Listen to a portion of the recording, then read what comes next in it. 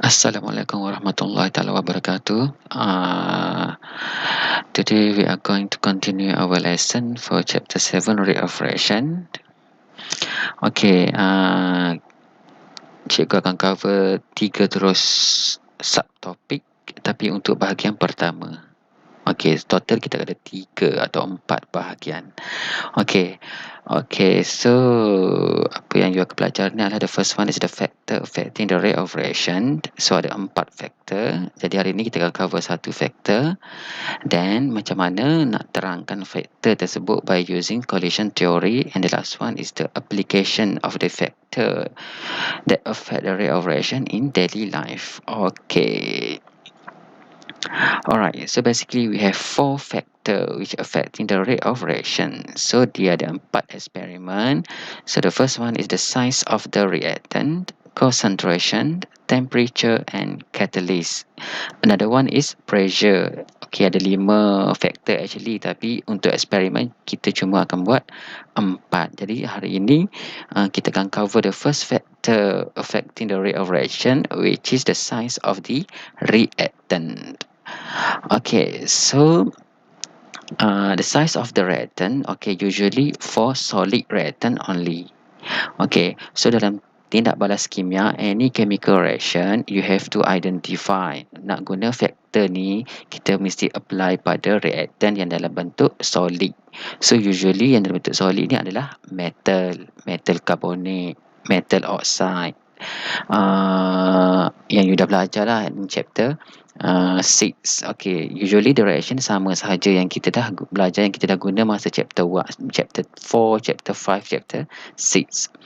Okay, so this is the reactant. For example, solid magnesium. Okay, is a atom. Jadi is a metal. So bila dia metal, dia ada dalam keadaan solid, dalam keadaan pepecah lah. Jadi ni contoh dia. Okay, so the first one, okay, you tengok saiz seketul besar ni. Okay, jadi dia ada total surface area sebanyak 24 jumlah luas permukaan. Jadi you dah harap lah kan, macam maths biasanya 2 darab 2 darab 2, so dapat berapa dia punya luas 4. Lepas tu 4 ni dah harap pula ada berapa permukaan dia ada. Total dia ada 6 permukaan, darab 4 darab 6, dapatlah dia punya 24. Okay, so yang besar tadi seketul macam ni, cikgu pecahkan cut into 2 bahagian. Okay, belah dia tengah 2 ni. Jadi total surface area dia akan bertambah jadi 32. Okay, sebab apa? Akan ada satu luas permukaan yang baru, iaitu di tengah-tengah sini. Di tengah-tengah sini. Okay, so daripada ini cikgu belah lagi 2. Yang belah 2 sini, belah 2 sini. So total sekarang dah ada 4 cube kecil daripada yang satu besar. Jadi makin banyak kita belah, makin kecil saiz dia. You tengok makin banyak dia punya total surface area exposed. Okay, daripada tadi yang besar tadi cuma di luar-luar ni saja. Bila kita pecahkan kecilkan dia, lagi banyak dia punya total surface area exposed yang terdedah. Jadi bila saiz makin kecil, we can conclude dia punya total surface area is bigger. Okay, so ini keadaan dia for a fixed mass. The powder form, okay, biasanya dalam keadaan serbuk. Itu mewakili the smaller size. Yang ni lah, ni kita andaikan dia dalam keadaan serbuk sebab saiz dia kecil. Of the reactant has larger total surface area, or TSA. Okay, then in the chips form, chips ni dalam keadaan ketulan. Ni ketulan dia besar-besar, seketul-seketul, which is the size is bigger. So apa berlaku when the total surface area is larger, semakin besar ataupun bigger, the rate of reaction will be higher. Okay, sebab apa higher? Sebab lagi banyak kawasan yang terdedah untuk dia berlaku tindak balas. Jadi kadar tindak balas dia akan lagi tinggi. Jadi sini you tengok terms yang cikgu highlight, yang cikgu bold, yang cikgu besarkan ni. Okay, you kena guna yang dengan betul dia punya direction. Kalau total surface area sama ada larger atau bigger saja, tak boleh guna perkataan lain. Manakala rate of reaction, namanya cikgu ajar sebelum ni, must be higher or lower. Okay, Alright, so the time taken to complete the reaction is shorter. Jadi bila kita guna reactant, which is solid reactant yang saiz dia lagi kecil, dia akan menghasilkan the rate of reaction yang lagi tinggi. Manakala kalau guna yang besar, when the size is bigger, apa berlaku? The total surface area dia is smaller. Okay, akan lagi kecil. So apa berlaku? The rate of reaction dia akan lower. Alright, ni dia punya basic knowledge and you kena faham. Okay, so this can be explained by using collision theory. Okay, collision theory ni teori pelanggaran. So keadaan ni biasanya untuk jelaskan kenapa yang eksperimen yang menggunakan reactant yang lagi kecil tu rate of reaction is higher, usually must be explained by using collision theory. Apa dia cakap? Okay, you tengok ni. Okay, ni the reacting particle pertama. Contoh tadi solid lah. Sini cikgu guna magnesium metal atau magnesium carbonate powder. Chip ketulan. Eksperimen sebelah pula, pecahkan ketulan tu, kita grind, kita blender dia jadi powder. Dia dah kecil. Okey, manakala yang hijau ni dia punya second reactant. Contohlah magnesium carbonate ni cikgu react dengan acid. Jadi yang hijau ni adalah acid. Jadi you tengok jumlah acid yang boleh react dengan magnesium carbonate ni, metal carbonate ni adalah di sini saja, sekitar-sekitar ni saja. Sedikit saja. Compare bila small size of the magnesium carbonate tadi, iaitu kita guna powder, tengok saya dia kecil. Bila dia kecil, makin banyak permukaan dia terdedah kepada acid. Jadi dia banyak-banyak dia boleh react dengan acid. Okay, that's why dia punya rate of reaction, kadar tindak balas dia automatically will be higher. Alright. Okay, so bila teori-teori, bila dengar perkataan teori bermakna dia ada dia punya template, dia punya fakta yang you have to memorize. So biasa dalam exam, biasa dia masuklah yang ni, dia suruh you explain by using collision theory. Biasa kalau essay dia akan jadi 5 markah. Okay, bila dia guna 2 faktor akan jadi 10 markah. Jadi dia punya ayat dah ada, cuma you kena tahu bila macam mana nak explain. Okay, so antara poin-poin yang kena ada adalah, okay, so kita bagi tahu when the size of the reacting particle is smaller, so the total surface area of the reactant is increased. Okay, itu satu markah biasa.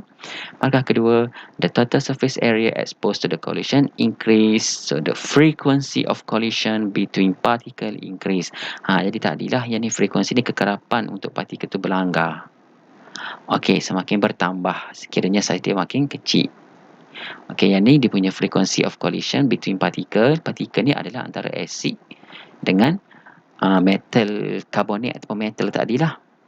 Okay, so the frequency of effective collision increases. Yang atas tadi frequency of collision saja, yang ni effective collision. Ada beza dia. Lepas ni cikgu terangkan apa beza collision biasa dengan effective collision. So menyebabkan the rate of reaction increases. This one is the general of collision theory yang you kena faham. Okay. So kita tengok dulu collision theory. What is collision theory? Okay, so collision theory is used to explain how the reactant particle, macam mana bahan-bahan tindak balas berinteraksi, interacts with one another to cause a reaction to occur and form product. Okay, yang boleh menyebabkan berlakunya reaction dan untuk menghasilkan produk. So dua ni dia punya idea. Okay, yang you must remember. Okay, dia cakap apa? Teori ni cakap apa? The first one dia cakap, the reactant particle must collide with one another for the reaction to occur. Jadi, reacting particle tadi yang contohnya antara acid dengan metal carbonate tadi, dia mesti berlanggar. Dia mesti berlanggar untuk memulakan sesuatu tindak balas tu berlaku. Okay. Yang kedua, kalau dia tak berlanggar, tak boleh berlaku chemical reaction. Okay, point yang kedua, the rate of reaction depends on the frequency of the effective collision.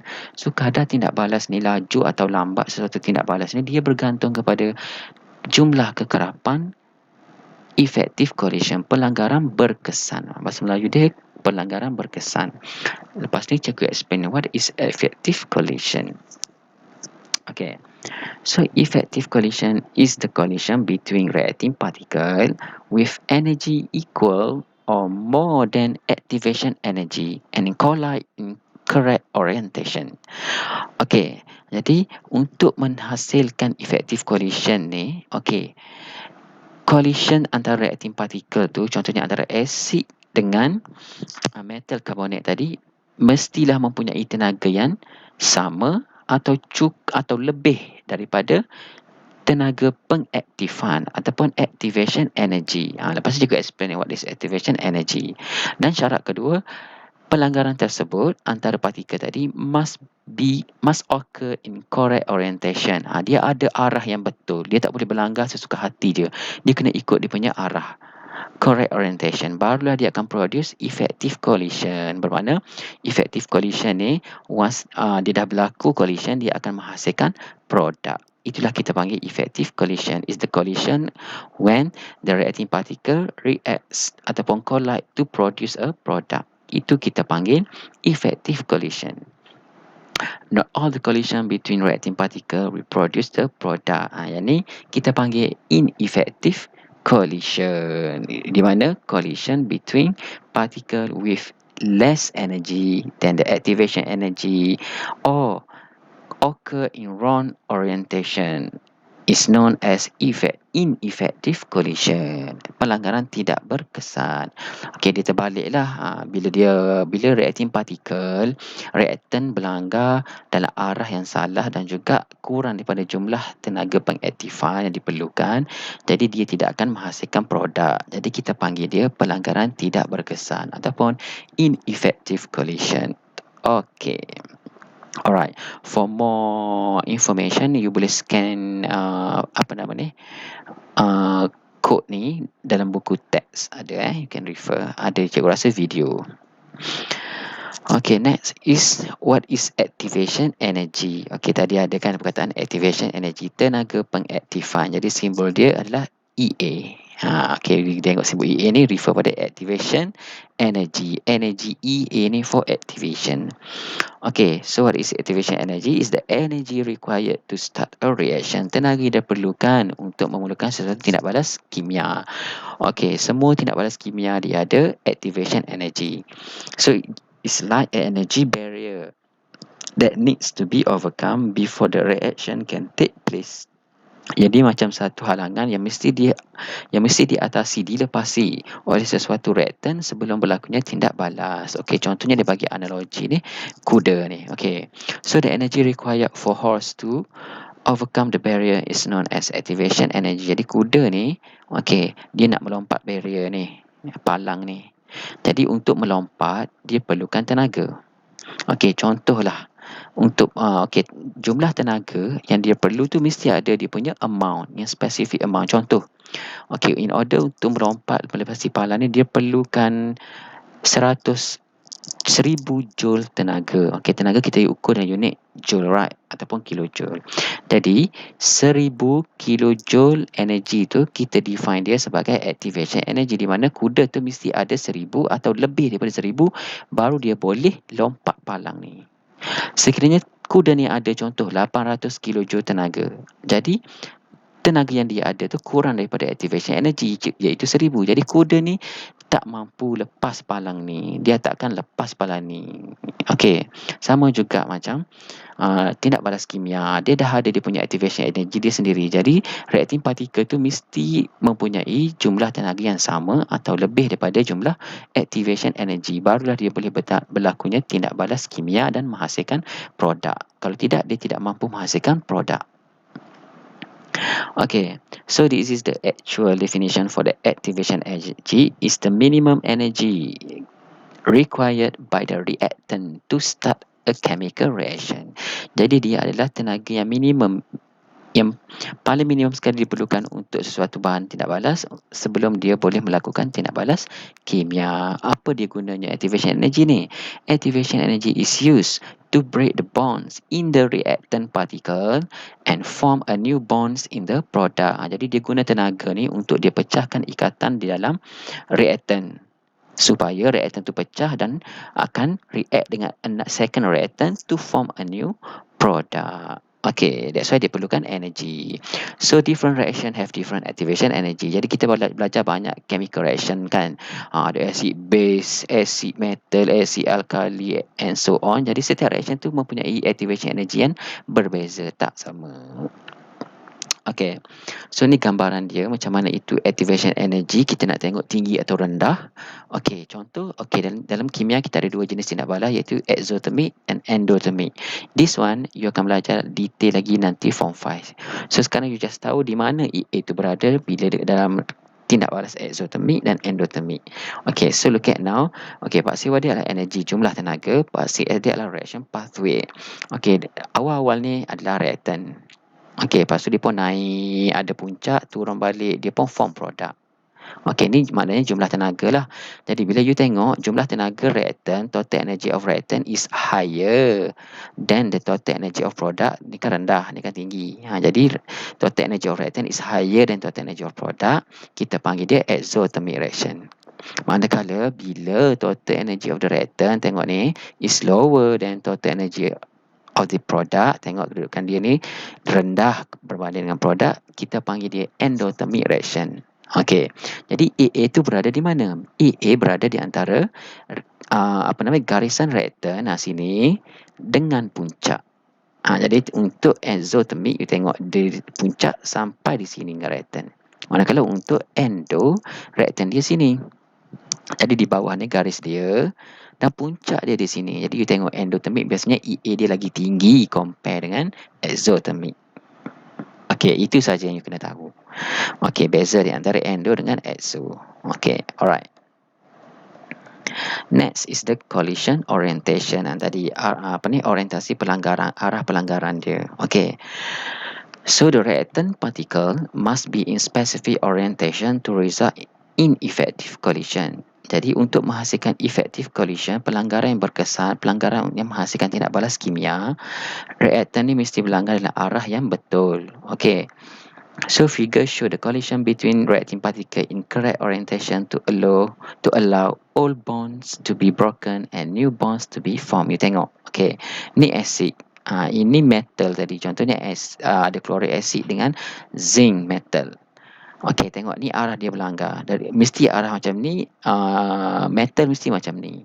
Jadi semasa dia berlanggar, dia akan bercantum macam ni. Selepas berlanggar, tengok dia dah form a new bond. Sini dia pecah bond. Sini dah new product terhasil, jadi dia dah create a new bond.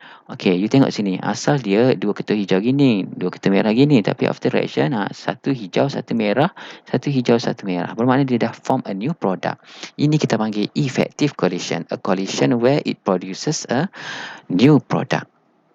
Okay, second kita tengok. If the reactant particle collide in incorrect ataupun wrong orientation, orientasi yang salah, the particle will bounce back. Okey, akan berlantun balik and no reaction occur. Contoh you tengok sini. Tengok asid dia ke arah gini pula, melintang gini pula. Sepatut menegak macam ni kan. Dia lawan dengan dia punya metal atau metal karbonat ke arah sini. Jadi apa berlaku semasa tindak balas? Dia tak pecah pun dia punya bond. Dia macam bercantum je. And then after the reaction, tengok dia return balik, bounce balik dalam keadaan asal. Tengok, asid masih lagi jadi asid. Manakala metal still ada keadaan metal, tak jadi a new product macam di atas ni before. Jadi ini kita panggil ineffective collision. Jadi ada video dia, you can scan you punya code ni. Okay, QR code. Okay, that's all. Okay, so the definition for the effective collision is the collision between the reactants in which produces a new product. Manakala ineffective collision is the collision between reactants which do not produce a new product. Very simple. Okay, so the rate of reaction depends on the frequency of effective collision. Jadi kadar tindak balas ni yang kita belajar bab ni sangat-sangat bergantung pada jumlah kekerapan pelanggaran berkesan. Okay, the higher the frequency of effective collision bermakna the higher the rate of reaction. The same goes when the lower the frequency the effective collision, the rate of reaction also will be lower. Okay. So next kita tengok example untuk eksperimen. InsyaAllah you akan buat eksperimen ni. Okay, so tengok cikgu terus tengok dia punya reactant dia punya eksperimen. Okay, so kat sini dia reacts antara marble chips kalsium karbonat. Ni yang powder, yang dalam keadaan solid. Manakala satu lagi reactant dia adalah hydrochloric acid. So acid kita tahu dia mesti liquid ataupun solution. Jadi dalam case ni kita punya concern adalah marble chip. Okay, so apa berlaku, dia akan buat dua set eksperimen. Set pertama dia akan guna chips macam ni, dalam bentuk ketulan. Then dia akan repeat second eksperimen.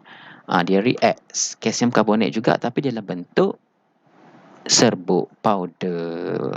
Yang ni mewakili, marble chip ni mewakili saiz yang besar, powder mewakili saiz yang kecil. Jadi akan keep constant hydrochloric acid. Kalau dia tengok, acid ni mesti guna acid yang sama, concentration yang sama, volume yang sama. Tengok concentration dia sama 0.1, volume dia pun mesti sama 250. Dua-dua eksperimen, dua-dua set kena guna jumlah yang sama. Okey. So apa berlaku nanti bila asid dengan metal karbonat react, dia akan produce carbon dioxide gas. Jadi daripada jumlah carbon dioxide gas yang release ni nanti, you akan boleh kira dia punya volume. Jadi you boleh buat graf. Jadi you boleh kira rate of reaction macam you belajar dalam part 1 hari tu. Okey, so dia akan ada dua graf sebab dia ada dua set. Satu guna marble chip, satu lagi guna powder. Okey, terus tengok example. Okey, this one. Okey, tengok macam eksperimen tadi juga. Sekarang cuma cikgu tukar sama je. Okey. Right, in set 1, eksperimen 1. Okey, tengok dia akan guna the same mass. Mesti fix dia punya mass. Kalau guna powder 1.0 gram, yang granule ataupun chips mestilah 1.0 gram. Tengok je, dia besar. Granulated maknanya ketulan besar. Powder maknanya serbuk. Yang ni besar, yang ni kecil. Okey, agak-agak time taken yang mana akan lagi cepat? Shorter. Jadi of course yang powder. Tengok dia ambil 30 saat je untuk complete the chemical reaction dalam ni. Manakala kalau guna granule yang besar, dia akan biasa 100 saat untuk collect gas dalam ni nanti. Okay, very simple experiment. Okay, jadi after you collect the volume of gas tadi, macam sebelum ni kita collect volume of gas, sebab eksperimen ni senang kan, ada gas. Jadi kita akan collect gas untuk kira rate of reaction. Jadi kita akan dapat graf macam ni Okey, jadi set 1. Okey, tengok graf. Yang depan ni adalah yang higher rate of reaction. Yang belakang ni, hijau ni adalah yang lower rate of reaction. Jadi kita anggaplah based on eksperimen kita akan dapat yang depan ni adalah untuk yang powder, manakala yang belakang ni untuk yang granule. Okey, chips. Jadi kenapa yang ni lagi yang powder lagi ke depan? Okey, bila dia kadang graf depan ni bermakna dia punya gradient of the graph is steeper. Dia punya kecerunan tu lagi curam. Okey, bila dia curam bermakna rate of reaction is higher. Kita dah belajar masa part 1, you boleh kira tangent di sini nanti. The same goes untuk yang kedua. Dia duduk belakang ni bermakna rate of reaction dia lower. Okey. Macam mana nak buktikan? Kita kira dia punya gradient. You kira lah gradient kat sini nanti. Dan you compare. Yang ni mesti lagi tinggi daripada yang ini. Bermakna gradient ni adalah rate of reaction. Sama makna dengan rate of reaction. Gradient tinggi bermakna rate of reaction tinggi. Gradient rendah, rate of reaction dia rendah. Okay.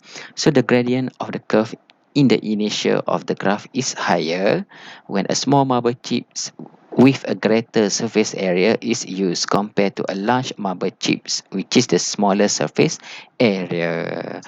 Okay. Then the second thing is sama juga tadi. Okay, graph tadi. Okay, the maximum volume of gas collected in both sides of experiment are same because both graph meet at the same point. You tengok sini. After the reaction is completed, you tengok dia akan jumpa di sini. Kenapa dia jumpa dua-dua eksperimen ni? Sebab kita dah fix mass of the calcium carbonate tadi, marble chip, dengan concentration dengan kalau tengok ni, mass dia sama 1 gram, concentration dia pun sama 0.1, yang ni pun 0.1, acid yang sama, volume pun sama. That's why dia akan habis pada dia akan berjumpa, graf ni akan berjumpa last because cuma yang menentukan lambat atau cepat saja. Yang ni maknanya depan ni dia cepat habis, dia akan stop di sini. Bila dia start plateau di sini, graf ni yang small marble chip dari yang powder, di sini dia dah habis stop reaction dah.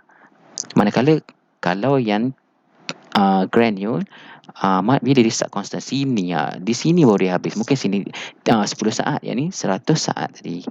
Okey. Kenapa dia berjumpa? pada graf yang sama. This is because the quantity of the marble chips and concentration of the acid used in both sets are same. Macam cikgu tunjuk tadi. Okay, if the number of moles same for the reactant used for both sets, they should meet at the same point of the graph. Biasanya, okay, dia jumpa tak jumpa di sini, ini kita tengok dia punya number of mole. Jadi number of mole yang mana nak tengok? Kita tengok yang reactant, yang mana akan habis dahulu. Jadi kalau you tengok di sini, okey, biasanya granule, biasanya marble chips ataupun reactant yang keadaan solid ni, kita akan letak excess, bermakna dia tak akan habis. Jadi kita akan tengok number of mole of acid. Jadi nak cari number of mole of acid, liquid kena guna rumus mv over 1000. Jadi m dia adalah 0.1, v dia adalah 100. Jadi set 1 dengan set 2 sama kan? 0.1 100 bahagi dengan darab 2 ni bagi 1000, yang ni pun sama, darab 2 ni bagi 1000. Jadi you akan dapat jumlah yang sama, number of mole yang sama. That's why dia akan jumpa di sini. Cuma yang ni lambat, yang ni cepat, yang ni lambat je. Okay. Alright, terus kita tengok contoh soalan. Okay. Contoh soalan terus Okay, the eksperimen macam mana soalan untuk bab ni dan juga untuk faktor ni. Lepas ni terus buat exercise, you akan nampak lah. Okay, so the experiment below have been carried out to study the effect or size of the reactant on the rate of reaction. Jadi set 1 dia cakap excess zinc granule. Tengok excess, mana zinc tak akan habis. Okay, manakala eksperimen 2 excess zinc powder. Tengok, mesti aku tahu satu powder, satu granule. Put into, okay, ni volume, ni concentration of sulfuric acid. Ini pun sama, set 2, 20 juga, 0.2 juga concentration, the same acid. Jadi di sini eksperimen ni guna faktor the size of the reactant ataupun total surface area. Jadi dia pun bagi tahu lah result set 1. Okey, tengok setiap 30 saat dia rekod masa sehingga 270. So dapat 40. Set 2 pula.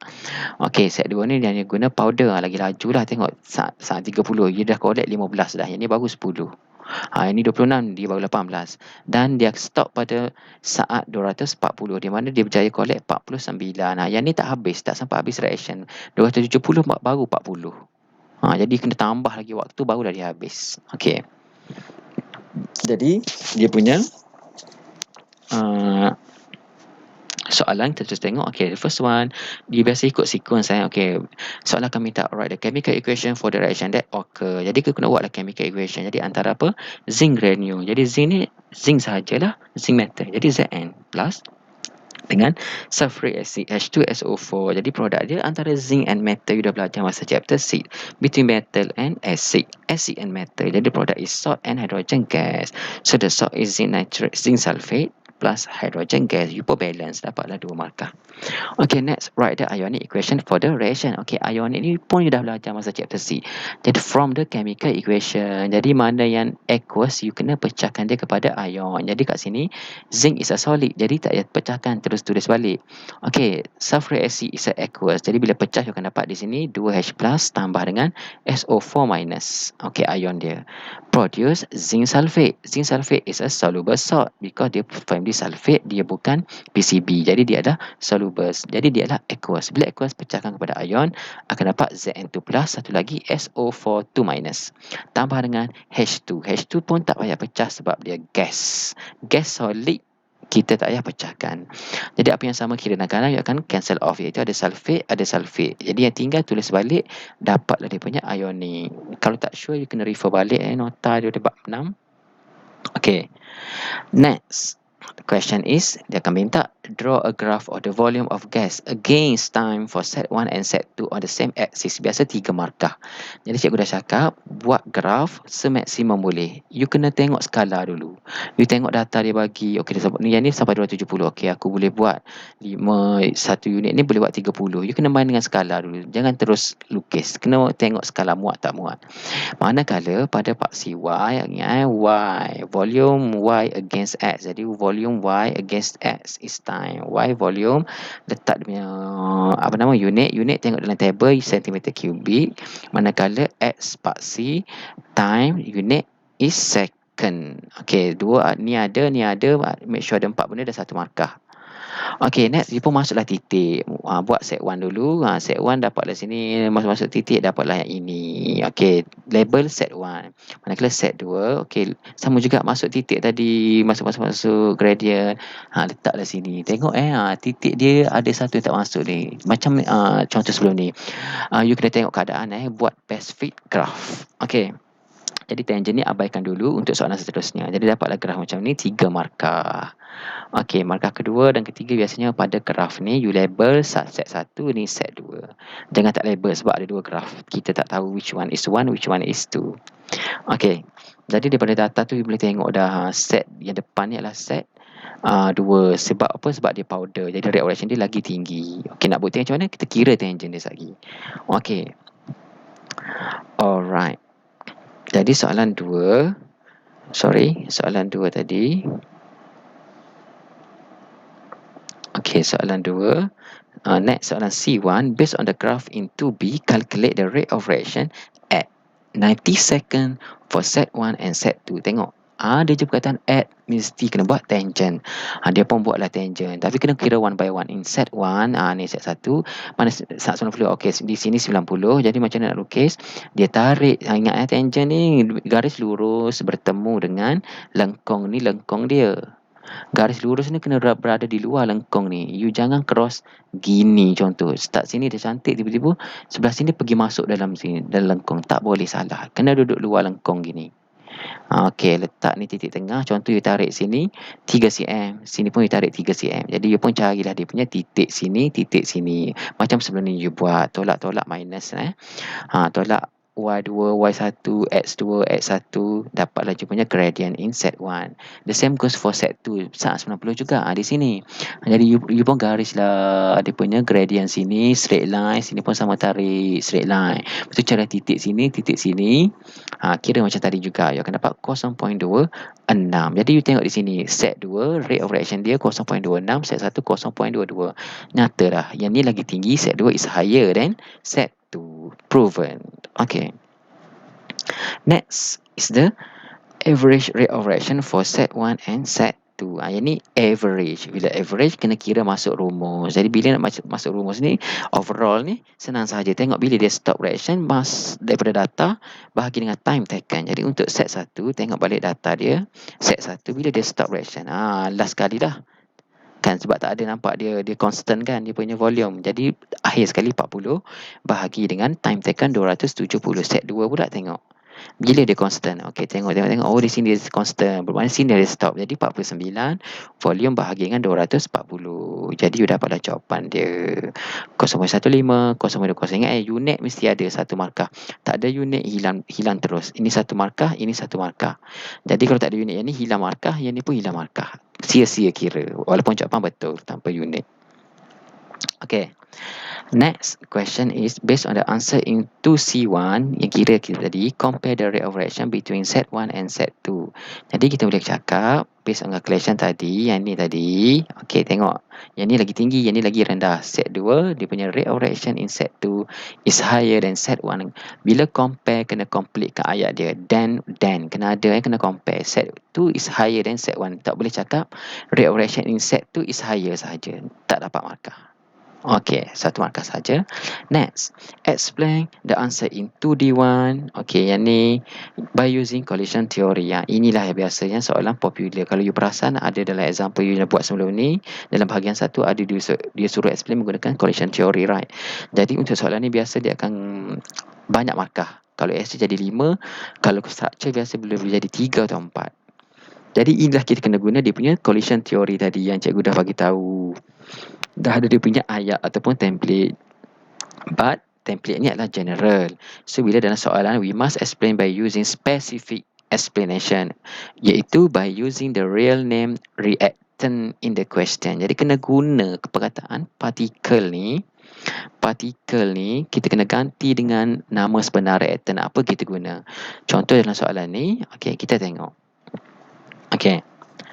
Ayat pertama dia mesti ni. Okey, ayat ni kena guna sama je untuk semua soalan. Cuma itu tukar nama partikel saja nanti. Okey, contohnya untuk soalan ni, zinc powder in set 1 has smaller size than zinc granule in set 1. Okey. Jadi point kedua, zinc powder which is in set 2 kita guna has larger total surface area than zinc granule in set 1. Okey. Ni biasa combine satu markah. Okey, ni memang template dia macam ni untuk total surface area. Okey. Ikutlah kalau guna magnesium, magnesium. Kalau guna magnesium karbonat. Itu tukar nama je. Okey, point ketiga, the frequency of collision between particle. Nah, tadi kan particle. Siapa particle untuk soalan ni? Dia guna zinc atom and hydrogen ion which is from sulfuric acid. Ingat, bila dia react dengan acid, biasa kita akan ambil hydrogen ion. Okey. Dan zinc atom. Ni daripada dia punya the first reactant tadi, iaitu dia guna zinc. Kalau guna magnesium, magnesium lah. Kalau guna zinc carbonate, zinc carbonate, bermakna zinc sahaja. You cakap zinc carbonate. Okay. Is higher in set 2 than set 1. Okay. Biasa kita akan guna yang higher, yang kita cakap yang lower. Kita guna yang higher. Dia tak salah tapi janggal lah. Biasa kita guna yang higher. Okay, point seterusnya, the frequency of effective collision. Okay, beza tadi yang ni collision saja, yang ni effective collision.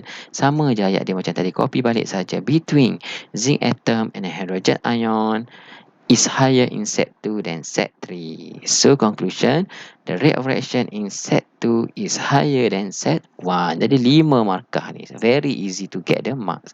You have to memorize dia punya step flow je. Okay, and then you pandai tukar dia punya sini saja. Atom dengan ion apa? Based on the equation given. Based on the question given. Okay, berbeza-beza lah soalan. Depends pada soalan. Okay, last but not least is the application rate of reaction in daily life. Okay, untuk size factor ni, contoh yang berlaku dalam kehidupan kita adalah bila nak telan ubat. Contohnya antacid tablet. Ubat untuk treat gastric. Okay, doktor will advise patient to chew, untuk kunyah the tablet instead of swallowing. Okay, biasanya doktor suruh kita kunyah-kunyah dulu sebelum kita telan. Supaya apa? Bila kita kunyah, kita pecahkan tablet into smaller piece. Jadi, dia punya total surface area of the tablet tersebut akan will be bigger. So, bila bigger, the rate of reaction iaitu kadar resapan ubat akan lagi tinggi. Jadi, ubat tu akan efektif lagi cepat. Compare dengan you telan seketul-seketul besar. Okay. So, dia akan cepatlah akan neutralize acid dalam perut kita. Kita pun akan rasa lega. Okay, second application when cooking the food. Bila memasak, contohnya bila kentang, biasanya kentang ni kita tak goreng seketul-seketul sebiji-sebiji, right? Biasanya kita potong dia kepada slices into long strip. So it can be cooked faster. Sebab apa? Bila saiz dia kecil, kentang tu ataupun arang kita bakar ikan, kita bakar ayam semua tu kan, guna arang, right? Biasa kita kena ketuk bagi kecil-kecil, right? Sebab apa? Sebab bila total surface area dia luas, saiz dia kecil, total surface area luas, bermakna haba yang dia produce, okay, heat dia produce lagi banyak. Jadi makanan yang kita bakar tu atau kita masak akan lagi cepat masak. Okay, alright. Dan banyak lagi lah. You nak masak daging ke apa, biasa kita potong kecil-kecil, right? Supaya apa? Supaya daging tu absorb more heat. So, dia akan cook faster. Banyak juga soalan essay keluar untuk application ni. Okay, next is your task 1 and task 2 will be attached in your instruction. Cikgu akan bagi dalam bentuk PDF. You boleh print out and jawab atas tu, ataupun kalau tak ada printer, you kena salin lah, tulis balik. Okay, so selesai for the first part of the lesson. Jadi kita ada 3 lagi, iaitu concentration, temperature and catalyst. Ada 3 lagi video. Okay, so that's all for today. Thank you. See you again.